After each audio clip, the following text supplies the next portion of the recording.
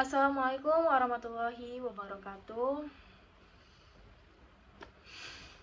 Nah, Assalamualaikum warahmatullahi wabarakatuh.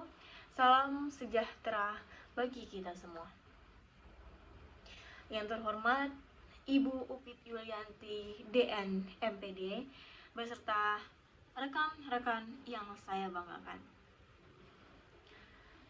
Pertama-tama, marilah kita panjatkan puji dan syukur kehadirat Tuhan Yang Maha Esa, karena atas rahmatnya kita dapat menyaksikan pidato saya dalam keadaan sehat.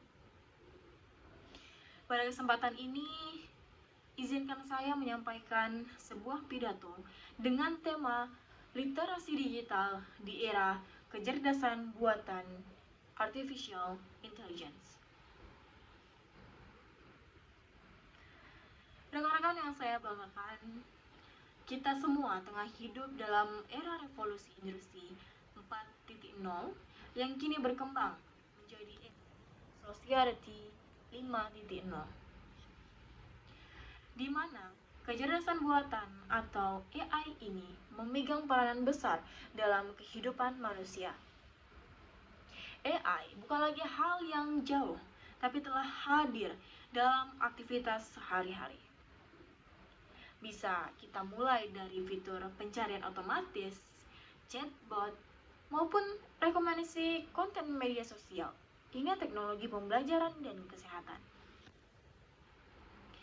Namun, kemajuan teknologi ini tidak datang tanpa risiko.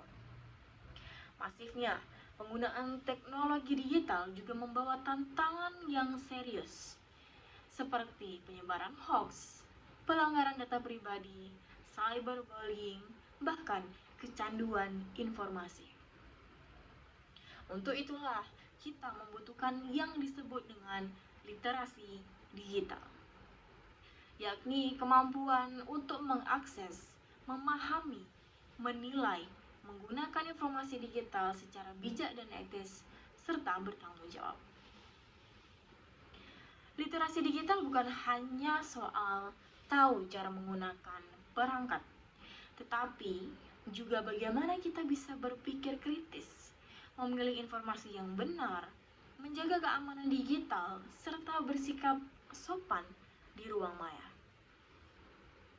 Apalagi pada era saat ini, generasi muda sangat rentan sekali menjadi sasaran misinformasi dan manipulasi media, terutama di platform media sosial yang sedang marak pada saat ini, yaitu TikTok, YouTube, maupun Instagram.